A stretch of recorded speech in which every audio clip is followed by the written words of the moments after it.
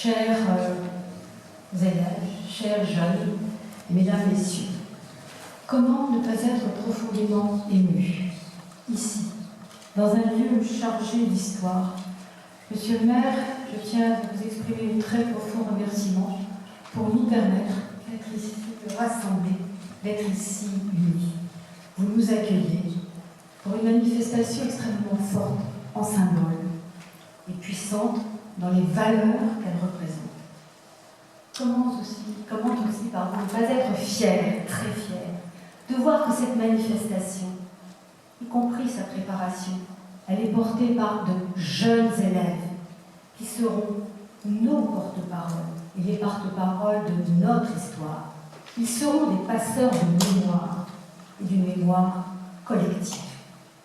Ils vont, c'est vrai, le temps d'un après-midi, et bien au-delà, je crois que c'est aussi très important, grâce en partie au numérique, bien au-delà, rendre hommage à un homme de la République, que la République a choisi de célébrer, qu'elle a choisi d'honorer, avec aussi 3 autres grandes personnalités, Pierre Brossolette, Germaine Tillon, Geneviève de Gaulle-Anthonioz, et moi aussi, comme mes prédécesseurs, je tiens à souligner la personnalité de Germaine Tillon, qui est née à Allaire.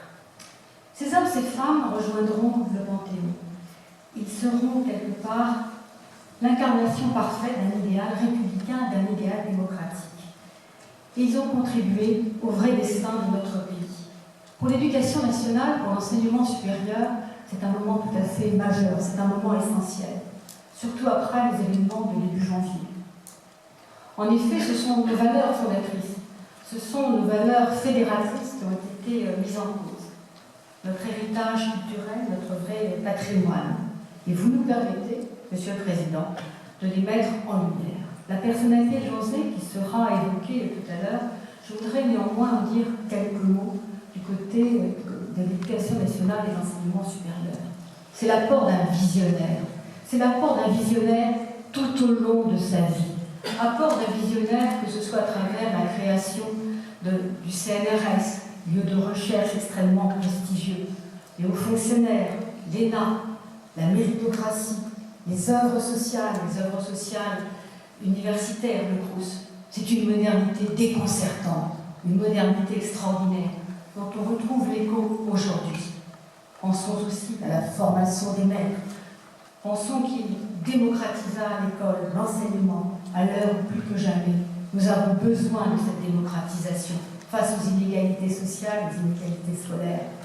C'est également l'aménagement des programmes. Je ne pouvais manquer de l'évoquer aujourd'hui. Je crois que ce sont, pour nous, le monde enseignant, des évolutions, des avancées révolutionnaires. Cela est également le cas dans le domaine de la culture. Cela signifie quoi pour l'éducation? Jean Zay avait une confiance inébranlable dans la jeunesse. Il avait conscience qu'elle portait l'avenir de la France, l'avenir d'une façon de voir un pays.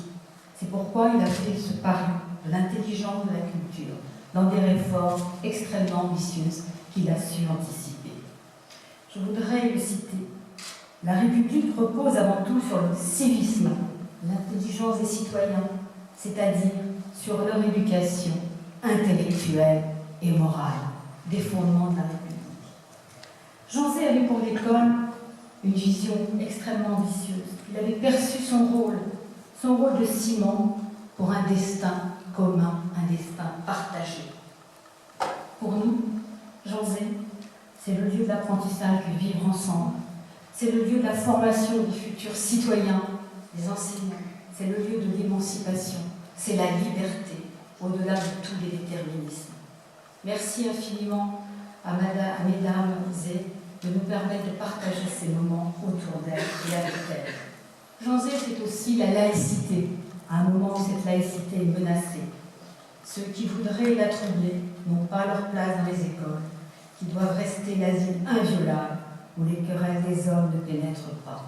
Jean Zay, un destin brisé, victime des haines, de toutes les haines, une époque exacerbée par des discours barbares que l'on entend à nouveau à nos portes. C'est le rejet de l'autre, c'est la condamnation aveugle, c'est l'indifférence coupable. Il était très jeune, il a été très jeune. quand il s'engagea dans les jeunesses laïques, les jeunesses républicaines du Loiret, où il brillait déjà par de très grandes qualités, bien plus que des qualités oratoires, mais la force des mots, pour traduire avec ferveur des idées extraordinaires, des convictions de justice, de liberté et d'égalité et de laïcité, qui vont conduire à devenir avocat, député à 27 ans, ministre à 31. Vous maîtrisez l'art de la plaidoirie, vous l'avez parfaitement évoqué. Ces interventions, le brouillon de ces interventions qui montrent son déterminisme, qui montrent sa faculté oratoire. Et donc, Monsieur le Président, Monsieur le bâtonnier, Mesdames et Messieurs les membres du jury, je tiens à vous remercier infiniment pour que nous puissions partager ces moments ensemble, célébrer tous ces jeunes. Et votre présence à tous témoigne d'une démarche d'union, une démarche de mobilisation extrêmement forte autour de nos valeurs. Je crois que c'est donc un double hommage que nous pouvons rendre à ce concours, à ce moment partagé qui est plus qu'un concours, je crois, qui est un moment très fort. C'est un hommage à un homme de valeur, un homme de conviction, un défenseur d'un idéal républicain et un hommage à l'orateur au service de ses valeurs. Chers jeunes, vous allez vous montrer tous convaincants, comme tous ceux qui ont concouru. Soyez inspirés, soyez les beaux témoins d'une page d'histoire pour remporter la conviction de chacun en fonction de son style. Et je crois qu'ici, ce sera le plus bel hommage que nous pourrons rendre à Jean Zay. Merci.